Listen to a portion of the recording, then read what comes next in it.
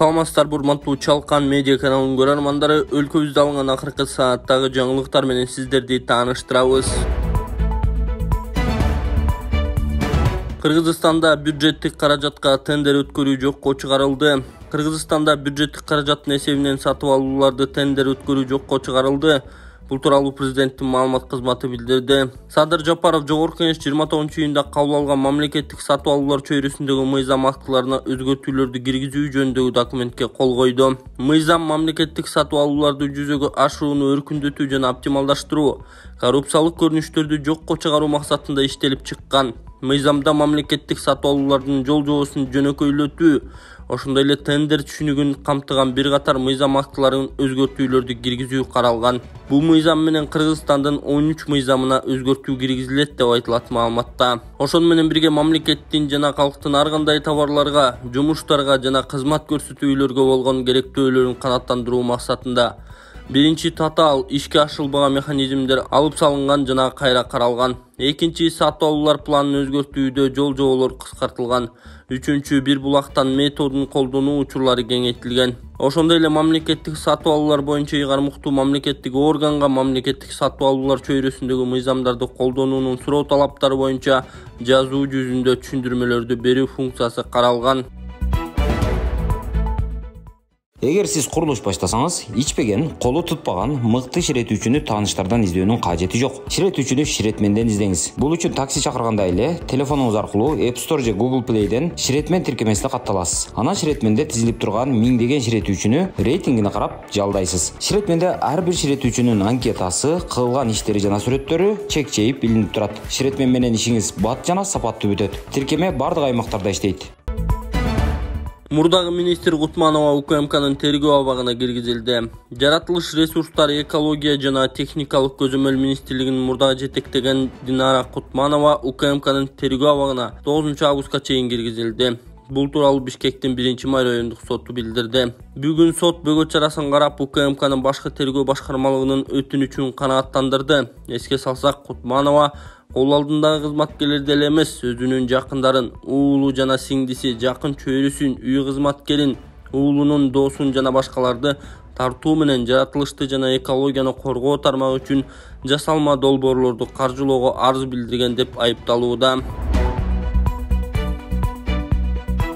Көлдөгү каргашадан кийин Садыр Жапаров гидроскутерлерди тартипке салууну тапшырды. Президент Садыр Жапаров Ысык көлдө 2 эс алуучу гидроскутерден каза болгонуна байланыштуу коопсуздук күчөтүүгө тапшырманы берди. Бул туурасында анын маалымат катчысы Эрбол Султанбаев кабарлады. Анын айтымында мамлекет башчыга ИИМге Ысык көл облусундагы ыйгармуктуу өкүлүнө эс алуучулар менен туристтердин коопсуздугун камсыздоо боюнча профилактикалык иш-чараларды күчөтүүнү, анын ичинде суу транспортунун ишмердигин тартипке салууга өзгөчө көңүл бурууну тапшырган. Белгилүү кетсек, узаган жекшемби күнү 19 жаштагы кыз менен 23 жаштагы жигитти гидроскутер коюп кеткени айтылган. Экөө тең алган жаракатынан улам каза тапкан. Дагы бир кыз жабыркап ооруканада жатат. Кийин милиция Чолпон Ата шаарындагы эс алуучу жайлардын биринде суу оюн зоо кызматын көрсөткөн моторлуу кайыктын айдоочусу көлдүн үстүндө жүргөн таблетка баллонун сүйрөтүп бара жатып, теплоходко урунганын билдирген. Президент Садыр Жапаров сентябрь айында Тажикстанга барууну пландап жатат. Президент Садыр Жапаров сентябрь айында Тажикстан мамлекетине барышы мүмкүн. Коңшу өлкөнүн тышкы иштер министрлигинин сайтындагы маалыматка караганда 14-15 сентябрь күндөрү Душанбеде Эмомали Рахмондун төрагалыгы астында Борбор Азия мамлекеттеринин башчыларынын 5-юбилейлик консультативдик жолугушуусу өтөт. Саммиттин ишине Кыргызстандын, Казакстандын, Түркмөнстандын жана Өзбекстандын президенттеринин катышуусу күтүлүүдө. Ысык көлдө 2 эс алуучунун өлүмү окуянын чоо жайы айтылды. Ысык көлдө каза болгон кыз менен баланын өлүмү боюнча окуянын чоо жайын Ысык көл райондук милициясы кабарлады.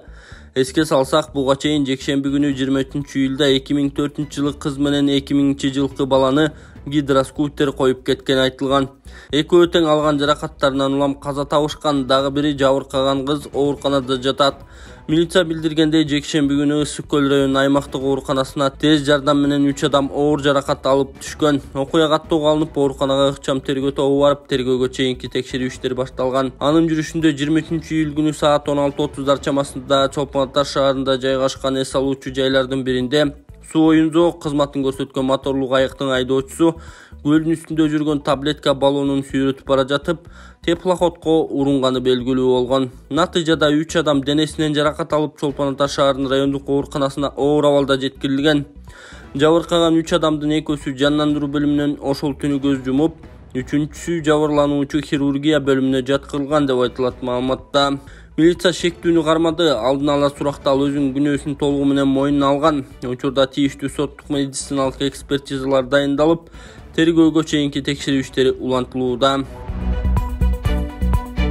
Бул видео жалаң эркектерге, эгерде сиз төшөктө алсыз болуп, калооңуз жок болуп жатса, андан чыгарып бат-бат туалетке барып жатсаңыз, анда сизде простатиттин белгилери. Простатиттин дарысы чакшыр, өтө жакшы жардам берет.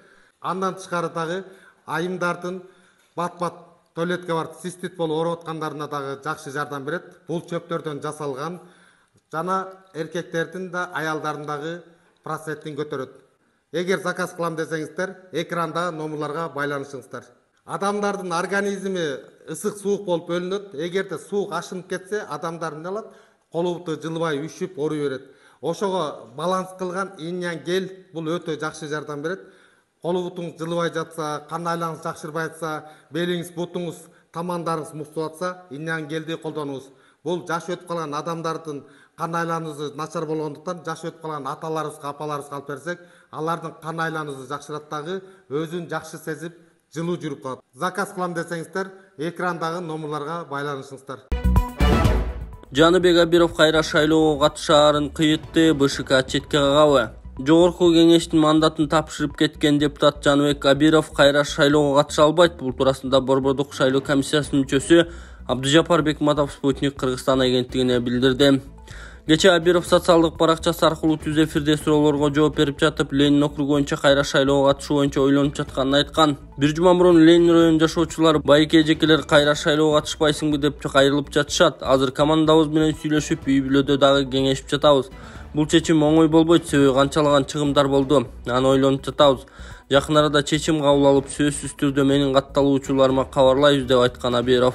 Ал эми БШКнын мүчөсү шайлоо мыйзамдарына ылайык мөөнөттөн мурда шайлоо өткөрүүгө себепчи болгон жаран кайра талапкерлигин кое албай турганын билдирген. Ал Жаныбек Абиров кайра катыша албайт, мандатын өзү тапшырдыбы же башка жол менен кеттиби, кайра шайлоо өткөрүүгө себепчи болуп жатпайбы? Ушундай конституциялык норма бар. Каржылык чыгымдар 127 миң шайлоочунун убара болгонун, 51 шайлоо тилкесинин иштеши жана БШКнын убара болгонун айтпаганда деле моралдык жагы да баарынан үйдө туруш керек, деди Бекматов. Ленин округунда мөөнөттөн мурда шайлоо Жаныбек Абиров мандатын тапшыргандан улам өткөн эле. Март айында ал ресторандардын алдында күзөт кызматкерин сабап салган. Бул окуядан кийин Абиров депутат болууга моралдык укугу жок экенин айтып, мандатын тапшырган. Мындан улам 28 майда бул округда мөөнөттөн мурда шайлоо өткөн, бирок анда добуш сатып алуулар көп болгондуктан жыйынтыгы жокко чыгарылган. Бул жараянга бюджеттен 18,8 миллион сом сарпталган болчу. Эми кайра шайлоо 10 сентябрга белгиленди. Ага 13,2 миллион сом керектелет. Баткендеги чырдан кийин бийлик өкүлдөрү зыяндын ордун толтурууга макулдашты. Баткен районунун Дача жергесинде Кыргызстан менен Тажикстандын жарандары ортосунда чыккан чырк күч алып кетпеш үчүн бийлик өкүлдөрүнүн бир нече жолугушуулары өттү. Бул туурасында УКМКнын чек ара кызматы билдирди. Жыйынтыгында тараптар төмөнкүдөй чечимдерди кабыл алышкан. Биринчи укук коргоо органдары койгон тосмолорду алып салуу. Кыргыз тарап Дача жергесинде, тажик тарап Ходжайы Ало чек ара заставасына бараткан жолдон чек арага канатташ аймактарда жаңжалды болтурбоо чараларын көрүү. Аксай Кыргыз Республикасы жана Ходжайы Ало айылында Тажикстан Республикасынын 4 көчө багыты боюнча укук коргоо органдарынын биргелешип күзөт жүргүзүү.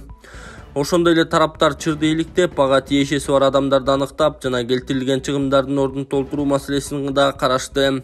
Тажик тарап Кыргызстандын милиция кызматкерлеринин автоунаасына келтирген зыянды төлөөгө даярдыгын билдирген. Бүгүн да Кызыл Бел автожол өткөрүү жайында Баткен жана Согди облусунун күч түзүмдөрүнүн жетекчилеринин жолугушуусу болуп өтүп жатат. Учурда кырдаал туруктуу ары бери каттоого чектөө коюлбаганын айтылды. Белгилей кетсек, 24-июлда Баткендин Дача тилкесинде эки өлкөнүн жарандарынын ортосунда мушташ чыккан. Окуя болгон жерге Кыргызстандын ИИ менен аймактык тескөөчүсү баратканда тажикстандыктар ага да кол салышкан. 4 ayda 1800'den ашык жаран айдоочулук күбөлүктөн кол жууду. Март айынан бери өлкөдө мас болуп автоунаа айдаганы үчүн 1800'den ашык киши айдоочулук күбөлүктөн ажыратылган. Бул туурасында жол кыймылынын коопсуздугун көзөмөлдөө боюнча башкармалыктан кабарлашты. Быйыл 8-марттан тарта ичип алып рулга отургандарды айдоочулук күбөлүгүнөн ажыратуу жоопкерчилиги каралган. Бул убакыт ичиндеги абалга жасалган анализдер мас айдоочулар 17%га азайганын жана руль башкаргандардын жоопкерчилиги арта баштаганы көрсөтүлгөн. Жол милициясынын ичип алгандарга автокөлүк башкарууга жол бербөө максатында күчөтүлгөн рейдтерди улантыларын айтышты.